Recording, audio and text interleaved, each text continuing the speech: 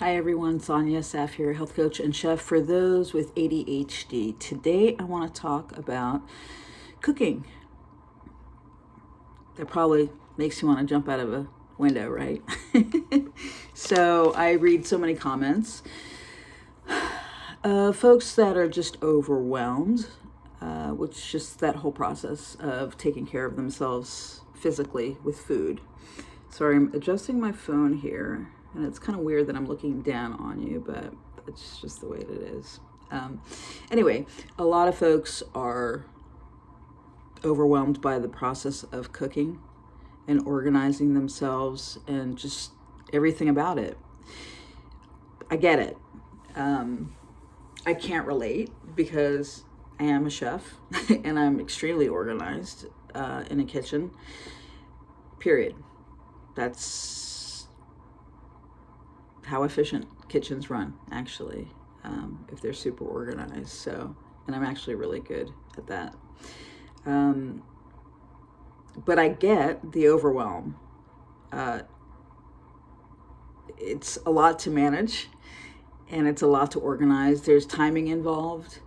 There's just basic cooking skill, which not everybody has, and timing, cooking rice, cooking vegetables, and cooking a steak all at the same time all require different timing.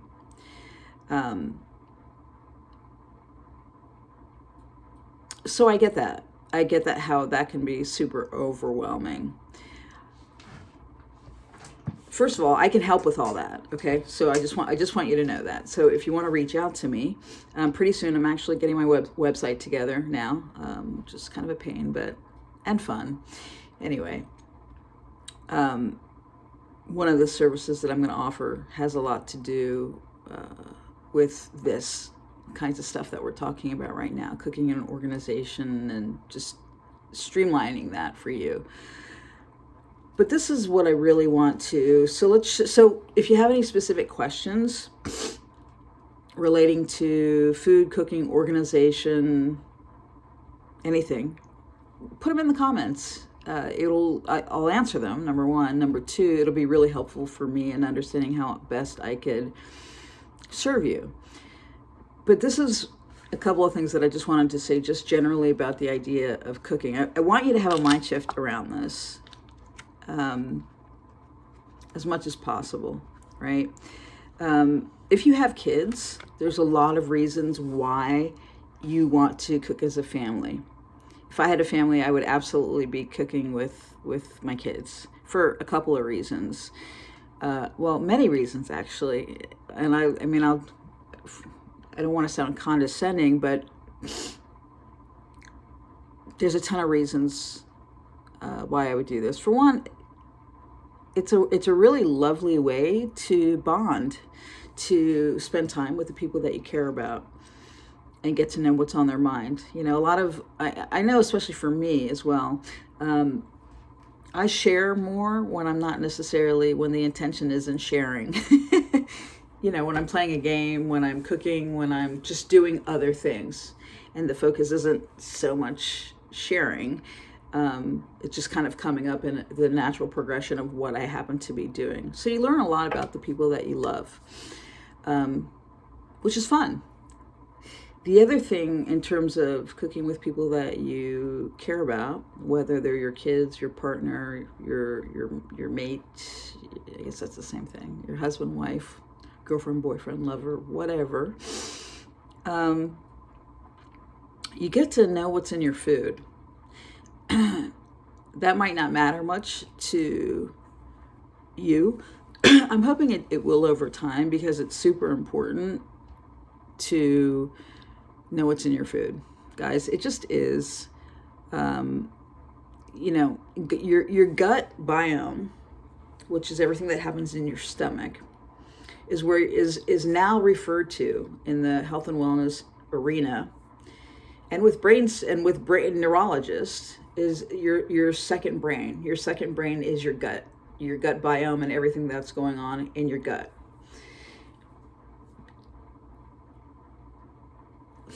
So the messages, the information, how we feed, our gut biome is super critical just in general, generally speaking, it's super critical for health and wellness, mental health. Everything is directly related to your gut.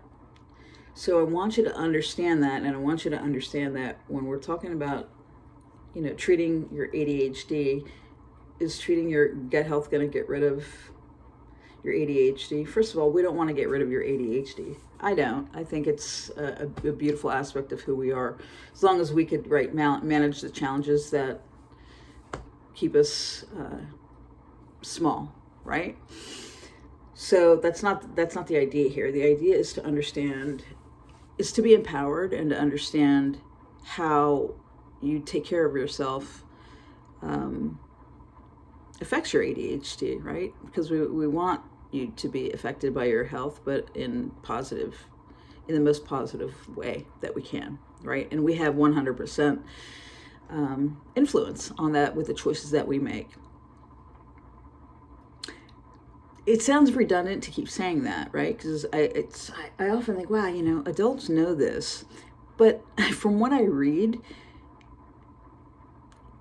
you may know it, but you definitely don't see it. A lot of you don't see it as a priority, right? As long as, from what I can see, for a lot of folks, as long as they're taking their medication, they feel like they're treating themselves, and that could be the case in some ways, right? But we all need to take care of ourselves with food and water, period. So your gut biome is directly related to your cortisol levels, which means your stress, your thought process, how you feed yourself, the love that you have in your life or not have in your life. All of that is directly related to how you process, digest, and metabolize your food. So I digressed a little bit, but I did that for a reason. I want you to understand that literally feeding yourself, you have to get to a point, I'm hoping that you get to a point where it's a ritual. It's a beautiful ritual for you, because it really is, when you get past the challenges, right? And I'm going to help with all that, so relax, it's okay. What else? I have a couple of notes here. So why do we want to cook for ourselves and our loved ones? It's a great way to connect with the people around you and learn something about them. You know what's in your food because you're the one who's making it, obviously, and it's fun. 3 great reasons to start cooking for you and your family. And look, guys, you can start small, right? I would suggest you start small. I would also suggest that you start reading labels if you don't already. I'm going to kind of keep hounding on this because it's super important in general for everyone, but in particular for folks with ADHD. We have to really get to a point to where we're looking at how we feed ourselves as more important than our medication. And I'm just going to say that. And I'm not saying that to say that you shouldn't be taking your medication or any of that. You should do what is working for you, right? And I would never say that anyway. I'm not a doctor or psychiatrist. That's just not something I would say. My only point in saying that is that so much of science, so much in the mental health industry, so much in the wellness space, and science is confirming and has confirmed that there's so much that we can do, that we actually have the power to do for ourselves that change the quality of our life. And none of them require anything but lifestyle change, behavior change, right? Drinking water, huge. Drinking water. Feeding yourself right. Some form of meditation, laughter, fun, love, sex, all these things, community, all these things are long-term, are what's going to help determine, and obviously how you see yourself is really what's going to determine the quality of the success in your life. So I want you, above all, you're my community. I want you guys to get really good at these things, these healthy behaviors, because at the end of the day, the more that you are good at navigating the mundane, the things that we have to do to take care of ourselves. It doesn't have to be mundane, by the way. The more that we could serve our family, ourselves, and our community, and the world in the grand scheme of things. And I happen to believe that our community in particular is really blessed with so many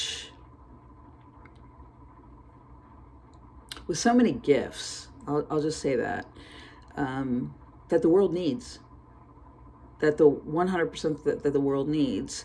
But if we are not kind of, putting our foot down and saying, I matter and I need to make this a priority for myself, nobody else is going to. Nobody's coming to save you. Your responsibility for your health is up to you. And simply taking a medication is great if it helps, but that's one piece, right? That's one piece. That has nothing to do with breath work, drinking water, feeding your gut biome, and knowing what that means for you, your relationships, community. So much of that can be enjoyed through the act of cooking and sharing food with the people around you. So let's just, today, for today, just start reading your labels. If you don't, just what you currently buy, what you're currently buying at the grocery store, just start getting in the habit of reading the labels. Because I want you to see what's in them. I'll just start there. I want you to start reading your labels. And if you could just for today entertain the idea of, wow, what would that, if I started cooking like once a week and integrated my family in the process, would that be helpful? Could I enjoy that? How could I enjoy that? Putting on a glass of music. I was going to say glass of wine and putting music and enjoying it together. But putting on some music, making a game out of it, making it a competition, if that kind of thing turns you on with your family and your kids, or there's just so many ways that you can have a slight mind shift. And all that I'm going for today really is that you just are open to that idea of starting to integrate the people in your life in your cooking. Let's just start there. Okay, have a great day. Bye.